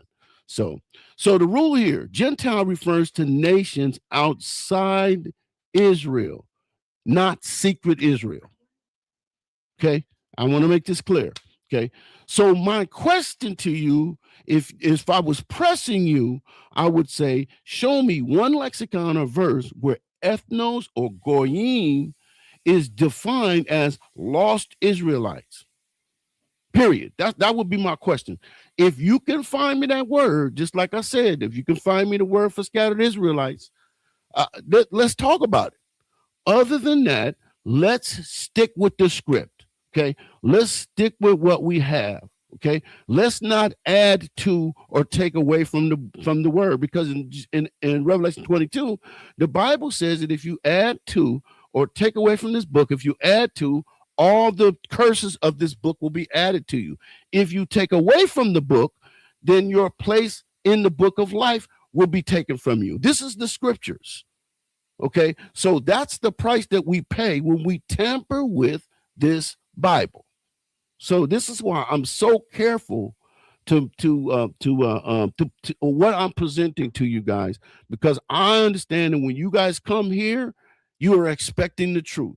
And if I don't give you the truth, I'm going to be responsible for that. I've had to take videos down. When a brother who loves me sent me a message and was like, hey, brother, your information is off, yada, yada, yada, yada. I respect the brother from a scholarly standpoint. And I do the research, and he's right. I can't put that out there. So I bring it down. Why? Because I want the truth to be represented fully. Okay. So with that, man, you got anything else to say, brother Dave, before we wrap up? Just I appreciate the work you're doing. You're doing really good stuff here. I see you getting out there posting content regularly, much more regularly than me. So I see you putting in that effort, and it's recognized and appreciated by those of us in the apologetic community out there, trying to get this work done. So keep it up, and God bless you in it.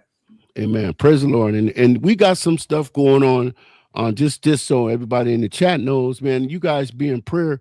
We got boots on the ground stuff going on over here in my neck of the woods, where I'm starting to get asked to go and speak in churches. I'm starting to get asked to we're doing community stuff where we're bringing churches together and we're preaching the gospel outside the walls of the church. There's lots of stuff going on right now, Dave, and That's amazing. I'm appreciative. I thank God for him being to be used by him, because I'm not worthy, bro. I'm not worthy, man. I'm not worthy of any goodness that God has to give to me, but because he's gracious, because he's merciful, he saw fit to use me for his kingdom. So praise God for that. So on that, we're gonna close on this last comment right here. Says, by these the isles of the Gentiles dividing their lands, everyone his own tongue, after their families and their nations. That's Genesis 10 that he's quoting. And it's funny that you put that up there, brother. Thank you for that, because I use that to say, do you know where the first place the word Gentile was used, and usually they don't.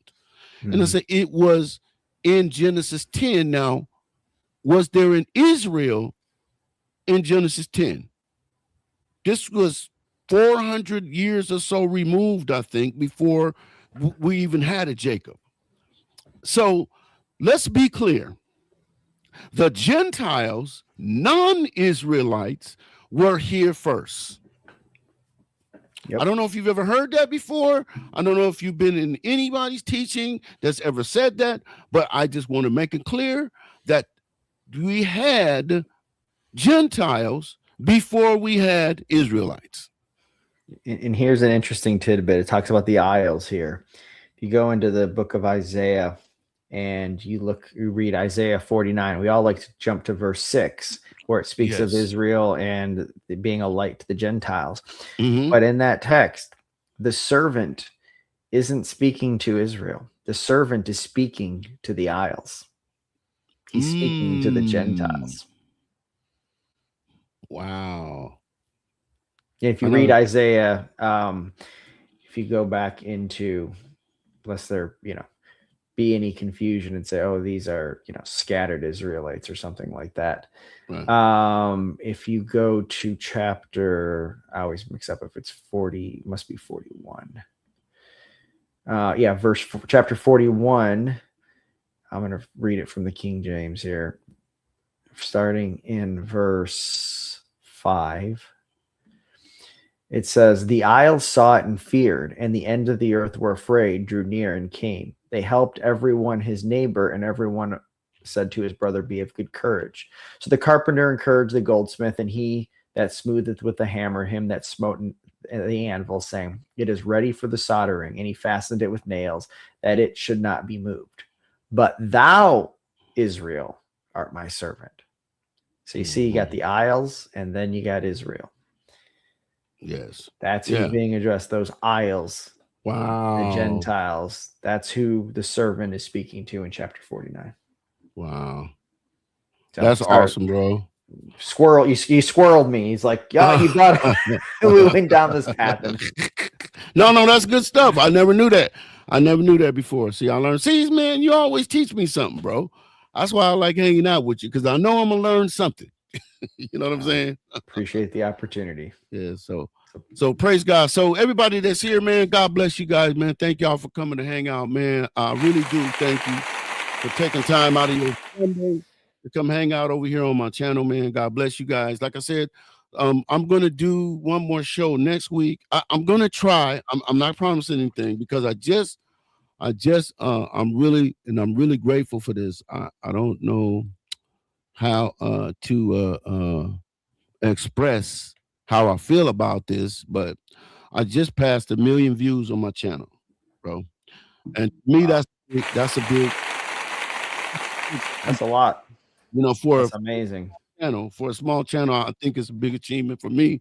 It's big, thank God for that. But I want to do a 6-hour stream. I may do that next week. So next week, if you see me up, Dave, I don't expect you to hang out for the whole 6 hours, but if you can stick your head in for a little bit, it would be a blessing. You know what I'm saying? Saturday or Sunday? That's a good question. I haven't made up my mind on that yet. Okay. So it may be Saturday though. It may be Saturday. I do have a wedding to be at Saturday, but I'm not sure the timing. So if I'm available, I will. I'll definitely pop in. Okay, awesome. I might just take my normal slot instead of starting at 1:30. I may start at like noon or 12:30 my time. Pacific Standard Time, and of course go that whole 6 hours. But yeah, I just wanted to celebrate that milestone for my channel. I think it's a blessing, to be able to say, hey, you know what? I got 1 million views, man. Praise God. That's 1 million eyes that got a chance to see something on my channel, so praise God for that, man. So, for sure. But if I could just self-promote something real quick. So next Sunday, they've pulled me out of retirement after 10 years, my first formal debate. Okay. So I'm going to be going on whether or not we are under the law of Moses. It will be on TikTok. I do plan to record it and repost it here, but it will be Sunday evening. I don't know the exact time. I'm hoping 5, 6 Central. But if you guys are on TikTok, feel free to swing by over there for that. Yeah, for sure, man. And if you like I said, if you record it, and if it's going to be a part of your channel, like I've been doing that too. I've been inviting I've been having other tagging other YouTubers and putting them out there too. You know what I mean? Because I mean, we're all doing the same thing. We all got the same heart. You know what I'm saying? So hey, let's promote each other. You know, you know that about me. I love promoting my brothers, man. I think we should do that. You know, so but yeah. So thanks, like I said, everybody that came to hang out. You know, God bless each and every one of you guys, man. I greatly appreciate you guys. Like I said, so like I said, next week, make sure you guys mark your calendar. I don't know the exact start time. I'll put an update on the channel so you guys will know exactly when we're gonna go live and all that type of stuff. You know, so let's see what else. I'll make sure I'm not missing anything. I think everything is in order. So anyway, with that, God bless everybody, man. Thank you for coming to hang out. God bless you guys. Enjoy the rest of your Sunday. Peace.